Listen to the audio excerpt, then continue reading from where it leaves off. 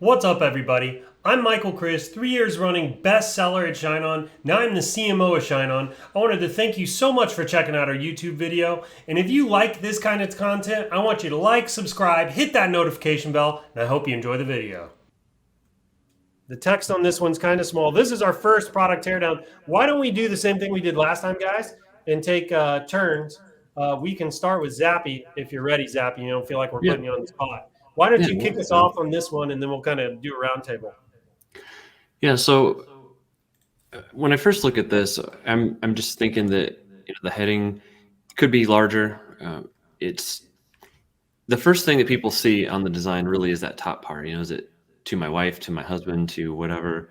I really like the script typeface that you use here. I think that's nice, but I probably would just bump that up a little bit. So what does it say? To the love of my life. Um, yeah, I mean it's a simple design like we teach. I think that let's see, what does it say? You are my one and only, my happily ever after, my dream come true, my soulmate, my best friend. My heart is eternally yours, and I am yours forever. I love you. I I really don't have any complaints about the message itself. I'd probably make the bottom larger too. I just really feel not that it has to just completely be exploded here, but I would still fill this space more. Maybe even make "I love you" a little bit larger. You can bump it down a little bit, just so it's really legible. Especially if when you're using it for an ad image, it's important that people can read it really. So we want those close. We have these close-up shots, and we want to be able to read the message right there in the ad too. So that helps with some of that as well. So I don't know that I would. I don't know if I have much else to really say about that. I'm curious to hear what you guys think. Can I go next? Yep, you're up, buddy. So, personally, I would probably stick to something proven for the top section, like wife, soulmate, future wife, girlfriend, something like going back to the greeting card style. While something like this could work, like when you change the to person, this is something I'd try after I qualify a phrase. I wouldn't start with something ambitious. Not to say that it can't work. It can take a little bit longer to get something off the ground, which is more ambitious in terms of the recipient. So I would probably go back and choose a proven receiver at the top, and potentially at the bottom if you're doing husband to my wife, love your husband sort of style. So that would be my first correction here. I'm not a big fan of the cursive font personally, but some people may be.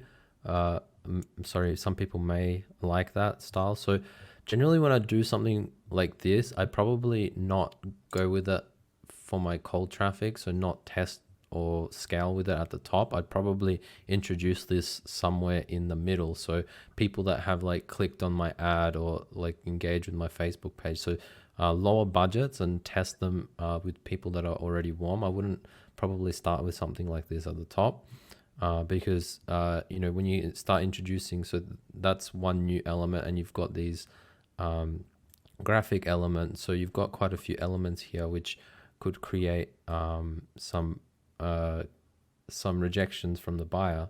Sorry, not rejection, objection. So when we're putting these products in front of people in the news feed, we want to basically remove any objections they have, and that's the reason why when we use like UGCs, they're so effective, because it moves away from the thought of that it could be a scam. So that's why I'd probably stick, and I'd probably also make the font a bit bigger as well. So I'd probably go a bit bigger and use the spacing a bit more.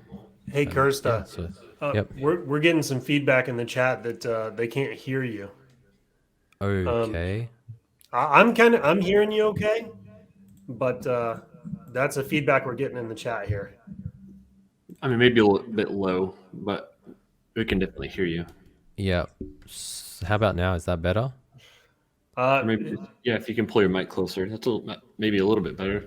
Yeah, you guys let us know if that's better, but sorry to interrupt, man. Why don't you go ahead and continue, and we'll figure this That's out. pretty much all I had, but it's sad to hear that no one really heard anything. Um, No, we heard it. I heard you. Matt Behe says you're loud and clear, and I trust that dude with my life. We need to have Matt on here. Matt, why don't you join us at some point? Facebook user says you're better.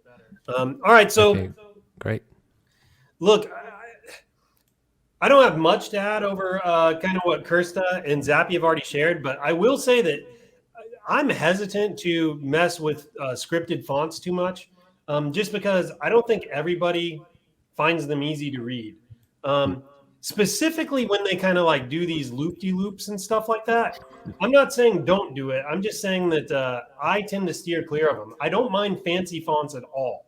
I don't. But when you do a fancy font, it needs to be big and it needs to be very easy to read, right? So you don't want something that's too like slanted or too scripty with like tons of lots of squigglies and things like that. I'm not necessarily saying that this one is in the ballpark. This one to me is a little bit in a gray area. It might just be fine, but it definitely, I definitely agree with everyone else's sentiments here that all of this is just, it's entirely too small. All of the text here has got to get bigger.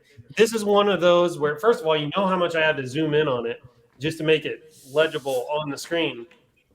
But I think that this one would be very difficult to read on a phone, on a cell phone.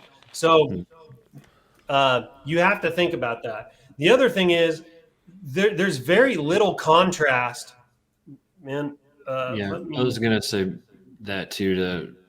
You could probably make the text blacker. It needs to be. Yes. There's very little contrast between the body font down there and your like just your background here. It's kind of like, I don't know, it's getting lost.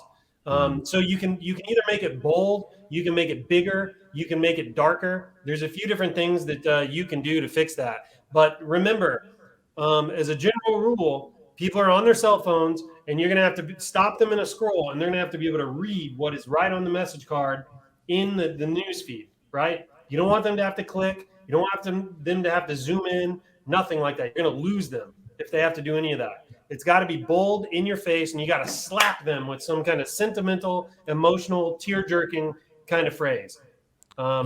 Because the other thing which can happen is if people are clicking the link to read the phrase and then they don't convert, Facebook will also it'll estimate your conversion rate, and that will also hinder the performance of the ad. So you don't want people clicking on the ad just to read the phrase, because that can also hinder the performance of the ads as well. Yeah, so totally. I think the key takeaway ultimately is not necessarily, oh, should I use script or not? It's really about clarity. You want people, if you have a script that's really easy to read, like this one's, kind of on the edge, just make sure that it's clear. Make sure people can read it. Make sure it's clear, whatever font you end up using. And if you have to go straight black, you go straight black with the coloring so that it's easy to read. It's something else I want to point out too when it comes to picking your mock-ups. If you have a design that's kind of like this, where it's kind of like white and it's just black on white, and it's fine to do. I've hit a massive winner that was exactly like that. I would recommend using a different kind of mock-up image as your hero, because your product, like the message card, starts to get lost even in the background, right? Like it's washed out. But if you come down here and look at this mock-up, for example, look how dramatic it looks. You've already got the contrast. You've got the drama. This one already has a higher perceived value than this one. And it's just because like the product itself stands out. There's contrast. It's not getting washed out and competing against the background. Hey, Michael here again. Thank you so much for checking out today's video. If you like the content, make sure you like, subscribe, hit that notification bell. And there's one more thing I want you to do. Check out the links in the description below. I want you to look at the link to ShineOn.com where you can sign up and become a seller with us today. It literally takes 60 seconds and it could change your life. Secondly, I want you to go to our Facebook group. It's the most engaged e-commerce group on the planet. We're constantly sharing important tips, tricks, and things like that can help you on your seller journey and level up your e-commerce game. Thank you so much for watching the video, and I hope you have a great one. Take care.